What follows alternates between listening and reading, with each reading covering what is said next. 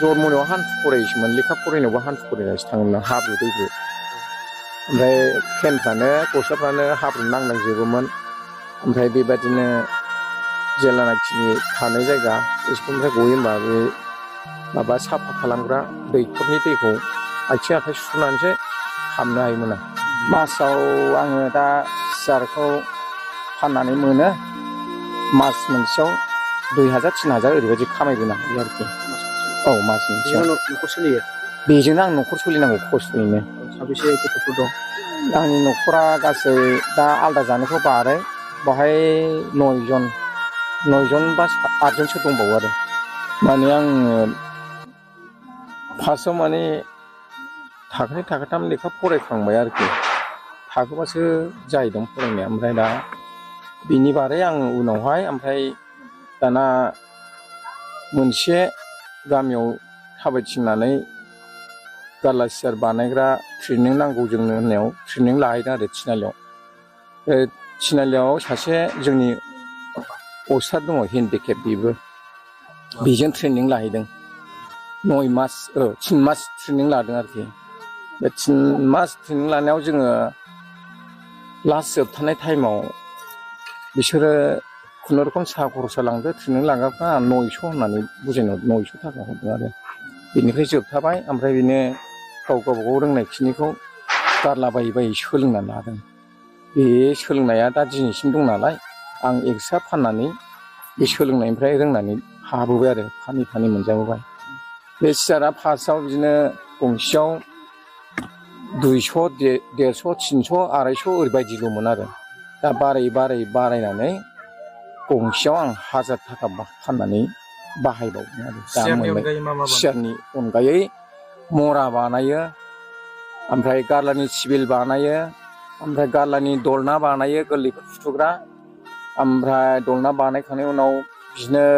फिसा फिसौ सियार बानायजोब्बाय डाबल 3 जिरायग्रा 4 जिरायग्रा ओमफ्राय बेबायदिनो गोलाव गथ'फोर ओरै सोमावग्रा दलना होनो बेखौ बानायो आरो नोंथाङा नोंथांनि बे मुवा बेसाद बानायनायखौ मा बाजाराव आङो सुनिबारावल' लाङो बेंथलाव गोजानखाय लाङा सुनिबारावनो थोआ आरोखि सुनिबारावनो अर्डार खालाम हरजोबो दा बै अर्डार खालामनायाव आङो 1000 बियोबा 900 गाहाम 800 गाहाम आरो जोंहा प्रफिट थाया ओमफ्राय लसनि बानायनानै जानाङो आरो सप्तासेयाव गंबेसे बानायनो हायो सप्तासेयाव गंथामसिमल' हानो नागिरो हारसिं नालाय गावनो सावनांगौ सैनांगौ फेंनांगौ फदबनांगौ खानायाव एसे एनै सासे सानैल' मदद मोनो ओमफ्राय मावफाबाय थायाना बायो मासावहाय बेसेबांसो फैसा मासाव आङो दा सियारखौ फाननानै मोनो मास मोनसेयाव 2000 3000 ओरैबायदि खामायबोनो हायो आरोखि औ मास मोनसेयाव न'खर सोलियो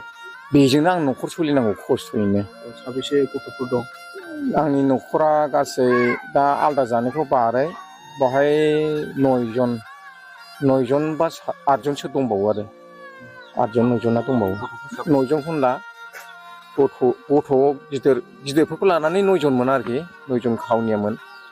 दा गिदिरफोरखौ बारै उन्दैफ्रा 8 जनसो दङ बे 2000 3000 खामायनायजोंनो बेजोंनो सोलिनांगौ थोजोबा दा केरासिनफ्राबो दामनि जाहैबाय बायनोबो हाया फरायनायफ्रा 3 दङ माबा 2 सासेया गोरलैद्राय फराया थाङा बे 2 दा फरायथाबनानै दङ बे क्लासआ 6 7 नि खाथियाव सासे थाहैबाय ओमफ्राय दा थाखो 4 थाखो 5 आव सासे दङ हिनजावसा बियो न'खरफ्राव सोलिनायाव जानायाव लोंनायाव माबाफोर खस्थ'फोर जायो नामा माब्लाबा जानाय लोंनायाव मालाबा औ थाखा फैसानिबो खस्थ' जायो जानाय लोंनायाव दाख्लै आङो हाब सप्तानैसो थानांदों खुनुरुखुम मोनाबिलियाव बोथिसे सियाराबो नाङा ओरैबायदि गोदाव सोराव मालाबा गाबनो ओंखारलायखायो सोलिनो हागोन ना हाया होननानै नोंथाङा दे रायदोंफोरखौ फदबनानै सियार टेबोल बायदिसिना बानायो बेवहाय नोंथाङा मा मेचिन बानायनानै बेखौ सावनानै बेखौ फदबनाय जायो मेचिनखौ माने स्टप बलेम लाबोखादोंना बायनानै 1000 लादों आधा लिटार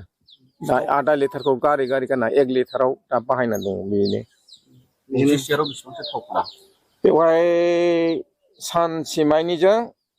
2 लिटारसो केरासिन थाङो औ 2 लिटार केरासिन नोंथाङा बेनिफ्राय साबसिन माबेबा मेसिनजों खामानि मावनो मोनदों नामा मोनाखै गैया बिदिनो मावनाय जायो औ बेजोंनो मावनाय जायो नोंनि देहायाव जे आथिंखौ नोंखौ प्रब्लेम दं बे मारै जाया जन्मनिफ्रायनो एखेबारे थाबायनोबो हाखाया नामा जन्मनिफ्राय हायामोन जन्मनायाव हान्थु खरायसोमोन लेखा फरायनायावबो हान्थु खरायनासो थाङोमोन हाब्रु दैब्रु ओमफ्राय फेनफ्रानो गस्लाफ्रानो हाब्रु नांलांजोबोमोन ओमफ्राय बेबादिनो जेलानाखि थानाय जायगा स्कुलनिफ्राय गयो होमबा बे माबा साफा खालामग्रा दैखरनि दैखौ आथिं आखाइ सुनानैसो हाबनो हायोमोन आं नोंथांनि बेबायदि बाख्नायजाथाव खामानिखौ सरखारनि मेगनावथ' दा बिदिनो सरखारनि मानसिफोर जानाखि पाब्लिकआव बेंग्रा नै बिसोरसो लोगो मोनफैदों मावनायफ्राव डिउटि खालामफैनो मोनदों आरो खबर लाफैयो ओमफ्राय बिसोरनो दा मावना हरजोबनांबाय सियार ओमफ्राय बेवहायबोथ' दाम मोनाखै बिदिनो सेरथाम गाहाम सेरब्रै गाहाम माइरं होलांसै बा आथा होलांसै बांसिना आं बेखौ होनदों आरो आं आथाजोंथ' फिसा फिसिनो हाया जोंना जन्मनिफ्रायनो जोङो माइरंनिफ्राय जों आहार बानायनानै बा ओंखाम बानायनानैसो जायो बिसो गोजोननाया जोंना होननानै होमबाबो बिसोर होलाङासैना पेनसनफोर मोनोमोन नामा पेनसन आङो दा मासाव 1000सेल' मोनो थोआ दा गारि भारायावनो थांलाय फैलाय सेस जायो न'आव सफैखाया माबायावसो धालिगावआव स्टेट बेंकआव बेनि अनगायै सोरबाफोर सरखार बिथिंनिफ्राय नोंखौ खबर लाफैबाय नामा लाफैयाखै गैया आरो जों नुदों नोंनि न' बाङाथ' जे अबस्थाया मोजां नङा अबस्था मोजां न' मोनदों न' मोनाखै न' मोनाखै गैया बे जा नुदों बेनो आङो माला बिदिनो सियार बानायनायाव मानसि एसे सियान सेंग्राफोर फैयोना लोगोफोर फैयो लाजिनाङोसो आं लाजिथाव मोनो बोरै हाबफैबावनाय आंनि न'आवलाय अबस्थायानो गैथारा न' बांफ्रानो मोजां नङा होननानै साननाय फैयो आरोखि आं माने बे साननायावबो आंनि सिन्थाजोंनो साननाय जाहैबाय सानबालाय माथो जानो सहाय मोननो थाखाय आङो आगोलनिफ्रायनो गैथ'खाया सहाय मोननोलाय लुबैयो आरोखि माबाफोर मोनसे सरखारनिफ्राय जानाय लोंनाय थांनानै थानाय राहाफोर सायज' मोनोबा हामगौलै नुयो आं होमबानो बिसोर हरनाय थाखाफोरजों जों न' बांफोरबो लुनानै लानो हागौमोन माइ दैफोर एसे माइरंफोर बेग मोनसे थिखांनो हायोमोन बस्था माइफोरजों बायना लानो हागौमोन दा जोंखौ बेंग्रा गैया जोंखौ अनसुंथाइ खालामग्रा गैया सरखारनिफ्रायबो जों मोननो राहा गैया होननानै साननाय फैयो आरो मावनाय लोगो लोगो आं सानखुमाबाय थायो आरो गोसोजों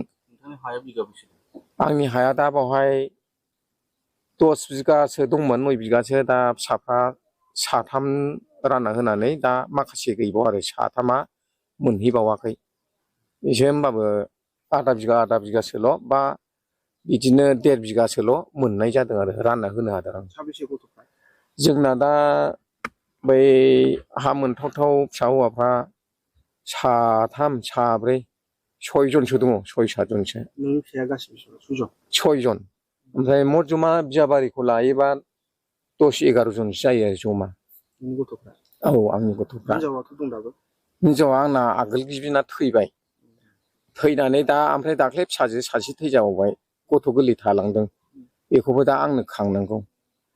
बे परिबर्तन आङो गदाय लाफिननानै दङ दा बेनियाव दा 7 मानसि 6 जनसो मानसि जानानै दं आरो गथ'आ बेखौ दा आङो फुरानाजों आगोलनि गोदान गोजाम लानानै खांजोबनांगौ जायो माखासेया आलादा जाबाय आं बिसोरखौ आलादा लुख' होबाय आरोखि दा आंजों दंखौ आं लाफानानै संसार जागासिनो दं औ आं नायजोबनांगौ जायो बुहुत माने खस्थ' औ बिराद खस्थ' दाबा कारेन्ट बिल मा बिलाव दा बेसेबांबा 700-800 हाबनानै दङ बेखौ हैनो हायाखै गैया नालाय बे सियार फाननायजों मालाबा हैनो ओमफ्राय पेनसन खबर लानो बेबो फैसायानो गैया लायमालाय मा बेसेबां मोननो होननानै थाङा आरो लाजियो आं उसुबिदा मोनो गारि भारायावनो 1000 थाखा थांखाजोबखायो आं लोगो लाङाबा रोङा ओमफ्राय लोगो लांनांगौ गारिफ्राव मालाबा उसुबिदा जाबा थिखांनांगौ बा बेंथानानै होनांगौ गाखो होनांगौ लोगो नांगौ आंनो होननानै आङो लांफायो आरो नोंथाङा दि नोरजिया नोंथांनि हान्थामेला थांलाय फैलायनि थाखाय सरकारा माबा मोनसे बेसादफोर नोंथांनो गथायना होदों नामा गैया होआखै ओरैनो मानसियैनो दं आं दा बे साइकेला बेल' मोनदों आं दा बे मालाबा एनजयनिफ्राय फैयो मालाबा अंगनाबादिफोर रानना होफैयो खिथानानै अननानै होफैयो आरो दाख्लै बे अंगनाबादिनिफ्राय 3 मास 4 मास जाबाय आरो दाख्लै गंसे बेखौ मोनदों औ बावबो ओरै बे साइकेल जमा खालामग्राफ्रानो सोरनावबा 500 सोरनावबा मा आं 500 ना 600 होबोबावनांदों होमबासो आं बे साइकेलखौ बख'नो हादों बेबायदि लादों आरो अफिसाव मानो हिन्दीखौलाय लाबोखोब्रा जों माखौ मोनना हरनांगौ होननानै बेवहायबो सिन्था जानानैसो लाबोदों साइकेलखौ लांना लाङा एफा खस्थ'